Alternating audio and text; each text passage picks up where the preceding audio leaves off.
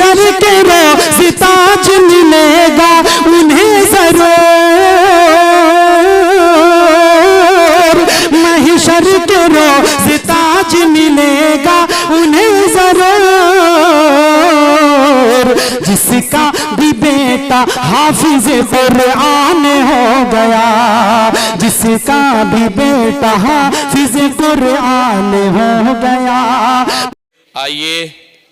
اب اس عظیم مقرر کی طرف ہم آپ کو لیے چلتے ہیں جس کے لیے ہم سب چشم براہ تھے، جن کا انتظار تھا، اور بہت سارے لوگ قاضی شہر بیتیا کا دیدار بھی نہیں کیے ہوں گے، دیکھنا چاہتے ہوں گے، جاننا چاہتے ہوں گے کہ قاضی شہر کون ہے۔ ہر ایک کو مسئلے کی ضرورت پڑتی ہے، ادھر ادھر آدمی پوچھتا ہے۔ آئیے اس شخصیت کو آپ کے روبرو کرتے ہیں، آپ ان کے چہرے کی زیارت بھی کریں گے اور انشاءاللہ ان کے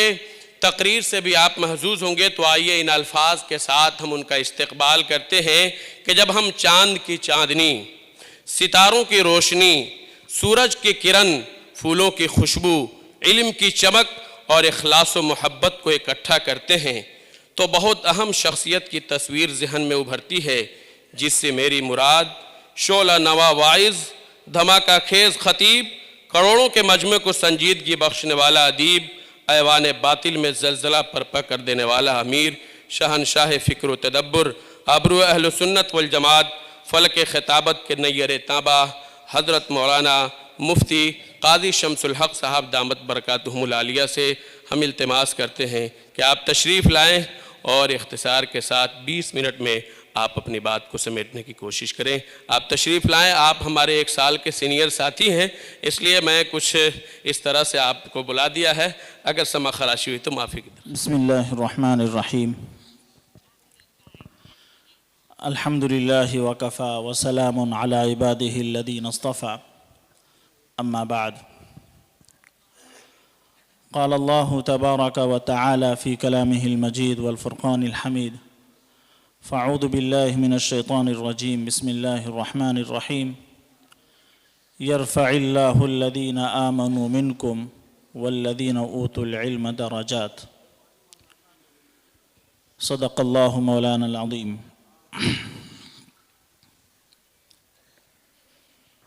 معزز علماء کرام، مہمانان عظام اور عزیز طلبہ، سب سے پہلے تو میں اللہ کا شکر بجا لاتا ہوں کہ اس ذات باری تعالیٰ نے ہم تمام لوگوں کو یہاں پر جمع فرمایا، اور اس کے بعد میں مدرسے کی انتظامیہ، یہاں کے اساتذہ کا بھی شکر گزار ہوں کہ انہوں نے مجھے یہ موقع فراہم کیا کہ میں آپ حضرات کے روبرو ہو سکا۔ اور تیسرے نمبر پر میں مدرسے کے محبین، معاونین اور یہاں کے اساتذہ، طلبہ اور تمام حضرات کا بھی ممنون و مشکور ہوں کہ آپ حضرات کی وجہ سے الحمدللہ یہ ادارہ اپنی جگہ پر قائم و دائم ہے اور علمی راہ پر گامزن ہے۔ آپ حضرات اس سے پہلے سنتے آئے ہیں کہ یہی وہ ادارے ہیں جہاں سے ہمیں روشنی ملتی ہے، یہی وہ ادارے ہیں جن کی وجہ سے آج ہمارے اس ملک میں اور پوری دنیا میں اسلام دلائل کے ساتھ محفوظ ہے۔ آج جہاں بہت سارے فتنے جنم لے رہے ہیں، ان فتنوں میں کچھ ایسے بھی فتنے ہیں جو ہماری شکل میں اور ہمارے لباس میں، ہمارے سماج میں وہ فتنہ پھیلا رہے ہیں اور شریعت کے خلاف، دین کے خلاف، اسلامی اصول کے خلاف ہمارے سامنے باتیں آتی ہیں۔ تو صحیح راہ دکھلانے والے وہی لوگ ہوتے ہیں جو ان اداروں سے نکلتے ہیں، جو ان اداروں میں تعلیم حاصل کرتے ہیں، وہی لوگ ہمیں اور آپ کو صحیح راہ دکھلاتے ہیں۔ ورنہ ہر آدمی آج کل جو گمراہی کی طرف ہمیں بلا رہا ہے، قرآن کی آیتوں کو پڑھ کر، احادیث کو پڑھ کر سناتا ہے، اس کا ترجمہ کرتا ہے، آیت کی تفسیر بیان کرنے لگتا ہے اور اس کو اسلام کا نام دے کر لوگوں کو گمراہ کرتا ہے۔ اب ذرا سوچیں کہ اگر یہ ادارے نہیں ہوتے، یہ علماء نہیں ہوتے، تو پھر ہماری کیا صورتحال ہوتی؟ کیا ہم سچے اور پکے اسلام پر باقی رہتے؟ تو اس لیے ہمیں اپنے ان اداروں کی قدر کرنی چاہیے، اپنے علماء کرام کی قدر کرنی چاہیے، اپنے حفاظ کرام کی قدر کرنی چاہیے۔ اور ابھی ہمارے صدر مدرس صاحب نے ہم لوگوں کے سامنے یہ بات عرض کی کہ اگر ہم نے ان حفاظ کرام کی قدر نہیں کی، علماء کرام کی ان کی ضروریات کو ہم نے پورا کرنے کی کوشش نہیں کی، تو آج ادارے سے فارغ ہونے والے وہ طلبہ جو ذہنی اعتبار سے تیز ہیں اور انہوں نے دوسرے علوم و فنون کو بھی انہوں نے حاصل کیا، تو عام طور پر وہ دینی خدمات سے دور ہو کر کے دوسرے خدمات میں اپنی زندگی بسر کر رہے ہیں۔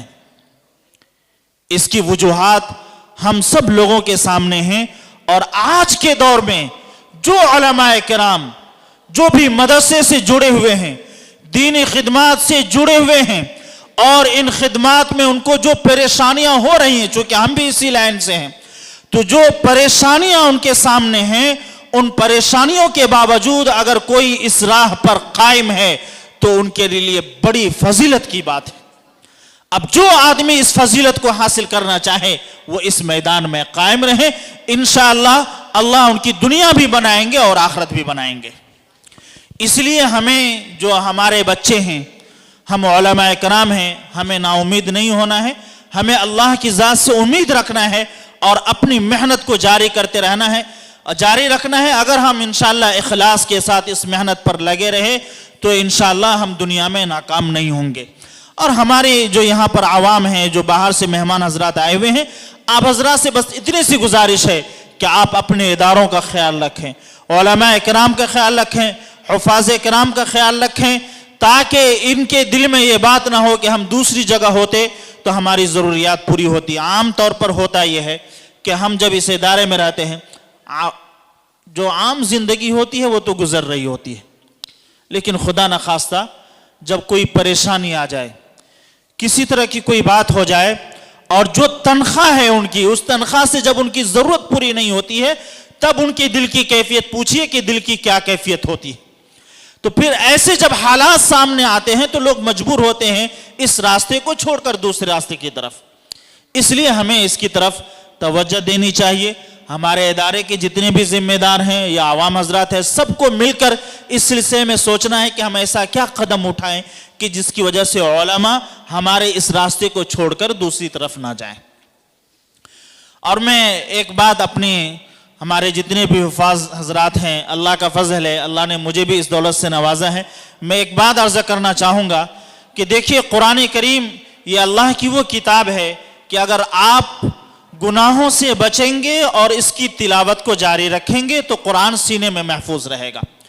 اور اگر قرآن کو پڑھنا چھوڑ دیں گے، تلاوت کرنا چھوڑ دیں گے، آپ کتنا بھی پختہ حافظ کیوں نہ ہو، ایک وقت آئے گا کہ جب یہ قرآن آپ کے سینے سے نکل جائے گا۔ اس لیے قرآن جب آپ نے یاد کر لیا، حفظ کر لیا ہے، تو اب اس کو محفوظ رکھنا ہے۔ محفوظ رکھنے کا طریقہ دو ہی ہے، ایک طریقہ تو یہ ہے کہ ہم اس کو روزانہ تلاوت کرتے رہیں، اس کے بغیر چارہ کار نہیں ہے۔ دوسری چیز یہ ہے کہ ہم اپنے آپ کو گناہوں سے بچائیں۔ آپ دنیا کے کسی بھی شعبے میں ہوں، آپ مدرسے میں نہ پڑھا رہے ہوں، کسی مسجد میں امامت نہ کر رہے ہوں، کسی کوئی دوسرے شعبے میں چلے گئے، آپ کہیں بھی جائیں، دنیا کے کسی بھی شعبے میں ہوں، تو آپ اپنی زندگی کو پاکیزہ زندگی بنائیں تو اور قرآن کی تلاوت کا سلسلہ جاری رکھیں تو انشاءاللہ قرآن آپ کے سینے میں محفوظ رہے گا۔ اور اگر یہ کام ہم نے نہیں کیا تو قرآن ہمارے سینے سے نکل جائے گا۔ اسی لیے ایک شعر ہے جو عام ہے لیکن خاص موقع کے لیے بھی ہے کہ مکتب عشق کے انداز نرالے دیکھے، اس کو چھٹی نہ ملی جس نے سبق یاد کیا۔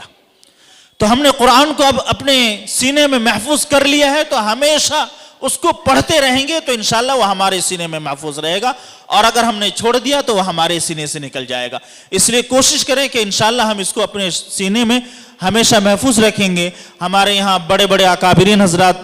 تشریف فرما ہیں، میں بہت زیادہ کچھ یہاں نہیں کہہ سکتا ہوں، میرے استاذ محترم بھی یہاں پر موجود ہیں، اس لیے آپ سب حضرات سے میری گزارش ہے کہ ہمارے لیے بھی دعا کریں کہ اللہ تعالی ہمیں صحیح راستے پر قائم و دائم رکھے،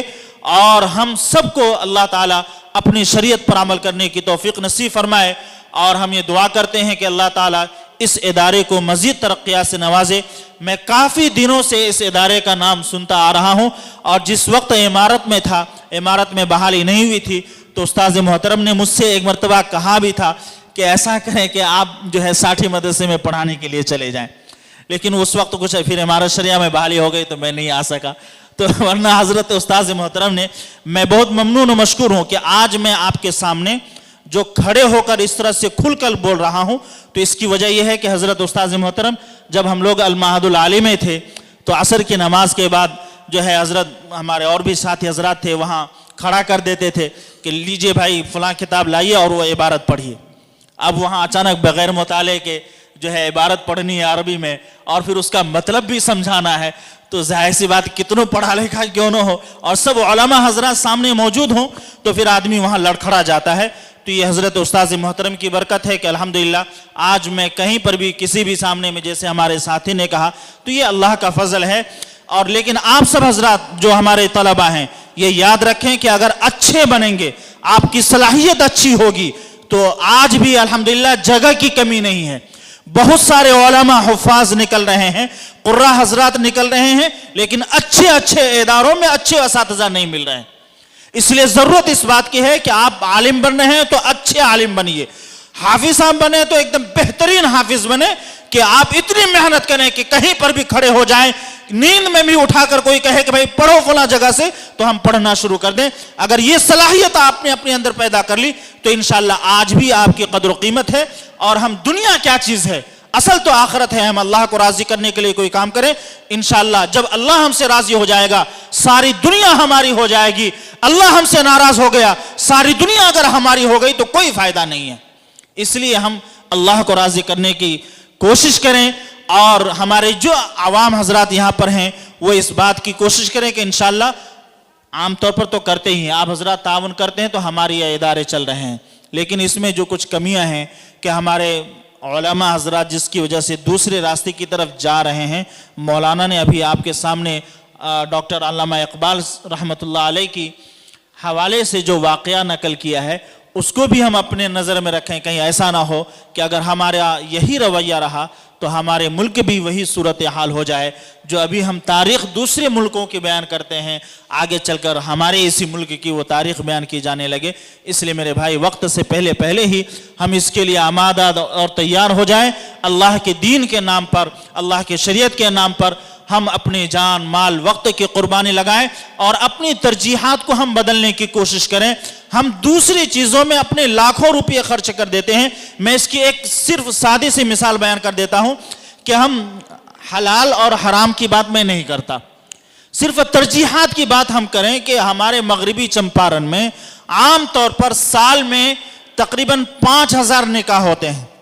اور ہم اس نکاح میں جو ہے کھانے وغیرہ پر سامان وغیرہ جو دیتے ہیں اس کی گنتی نہیں کرتا۔ جو ہم مہمانوں کو کھانا کھلاتے ہیں تقریباً 1 لاکھ روپے کھانے میں خرچ ہو جاتا ہے۔